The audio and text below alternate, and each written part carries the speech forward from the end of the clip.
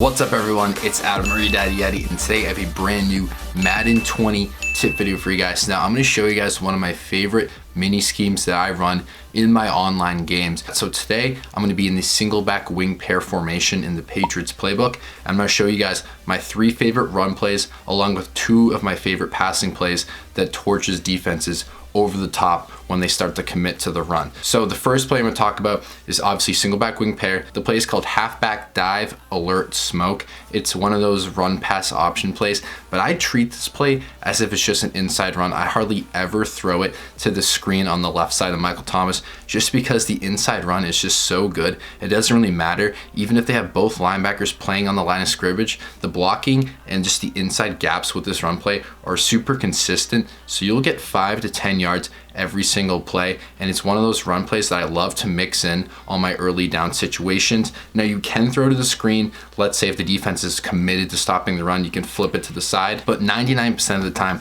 the blocking is pretty good, and I'll take my chances handing it off, making a man miss, and falling forward for like 10-15 yards. But yeah, this is my first run play, and you guys should definitely try this one out. The second run play is the halfback inside zone out of the same formation. The reason I love this play is because the line is stacked to the right, but when you run it to the left, you just get great blocking to the outside, and you have a lot of space when you get to the open field. So it's one of those plays where if you get past the first level, you're basically in the clear. You're going against safeties and cornerbacks, so you can just run them over or make a man miss. It's one of those plays where you'll get to the outside very easily. And if you want to be more safe, let's say you're trying to get 1 or 2 yards, you can flip it to the right and just run with the big blocking on the right side of the field. So it's up to you. This is one of my plays that I mix in with the first run play as like a 1-2 punch. So mix this in with the first one and it works really well together. All right, the next run play is the stretch run pass option out of the same formation. Now the reason I love this play so much, number one,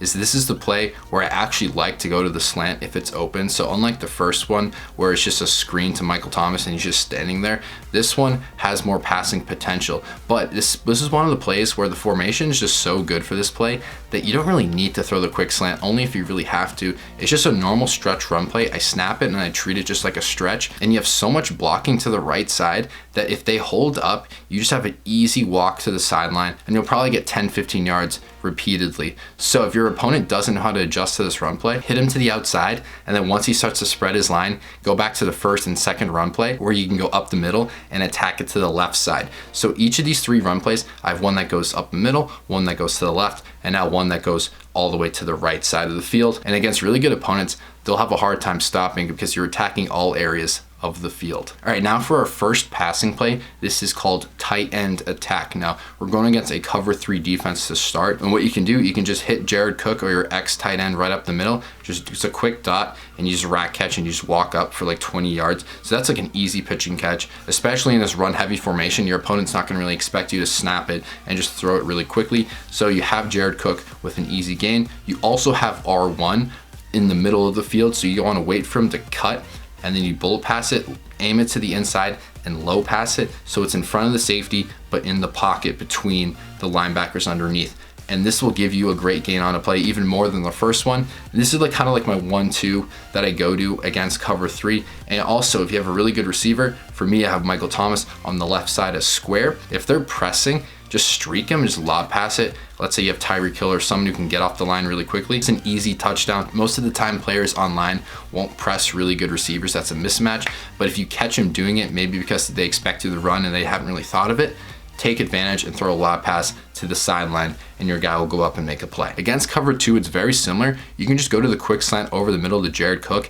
It's like the same thing. He's gonna be wide open. But what I like to do, I like to motion Taysom Hill, which is my circle receiver. I like to motion him to the outside, and he has that unique route where he cuts out and goes up the sideline. And as you guys know, weakness against cover 2 is behind the corner and in front of the safety along the sideline in that little pocket. You just throw it to the sideline, bullet pass it, and that's going to be a big gain on the play. So that's definitely how you beat cover 2. So you go quickly over the middle and you beat them down the sideline. You need a little bit more space. You can't be like right in the red zone where the safety can just play up a little bit because there's out of bounds behind him. You need to be at like midfield or like at the 40-yard line. You want to have enough space so you have a big enough window to fit that ball down the sideline. So the last passing play I'm going to show you guys is PAX Burst Cross. Now this is really good against cover 3 defenses, cover 2 defenses, and cover 4 defenses. So against cover 3, I like to motion Michael Thomas in. So he has that like deep up and then out. It's kind of like a deep corner route. I motion him in,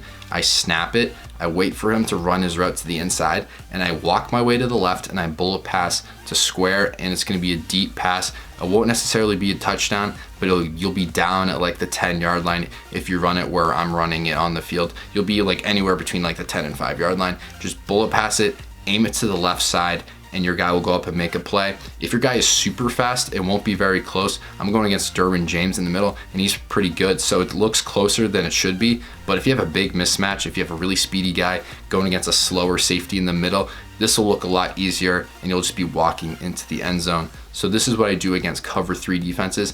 Every time I see that there's only one safety over the top, I motion Michael Thomas in, and I make them pay to the left side. Against cover 2, I motion Michael Thomas as if it was against cover 3. I snap it, and instead of waiting for him to run his long developing route, I actually just throw it to him while he's in the middle of the field. I just possession catch, and it's an easy pitch and catch for like 20 yards. He just finds the hole in the zone, and you can just pass it to him, and you'll just sit there and catch it. So against cover 2, you'll be wide open every single time. Now the crossing route by the tight end doesn't get open against cover 2. So in order to adjust, I kind of do a similar play like I did earlier with tight end attack. I motion Taysom Hill to the right side, so I motion him out wide. I keep Michael Thomas where he is originally, and I just snap it. I wait for Taysom Hill to get past the guy because I put him on a streak, and I just bullet pass it, and you'll catch it along the sideline. There's not much else you can do against cover 2. If you want, you can streak X and try to get him in between the safeties, but the more reliable and safe play is motioning Taysom Hill outward. If he's pressing, he'll be wide open. If he sags off, it'll be a tighter window, but he'll still be open for you guys.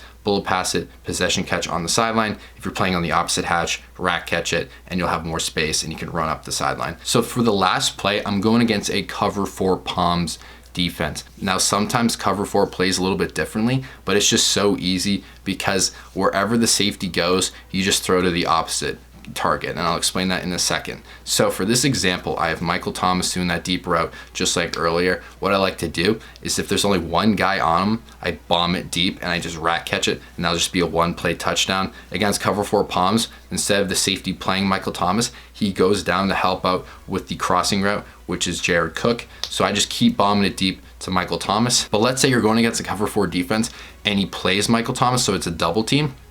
You just throw it to Jared Cook because he'll be wide open over the middle. And even if he plays Jared Cook, you can still aim it to the sideline, bullet pass, and just possession catch. So there's 2 targets. It's the Jared Cook crossing route and the deep double move corner by Michael Thomas. You just find out where there's one-on-one coverage and you just throw to it.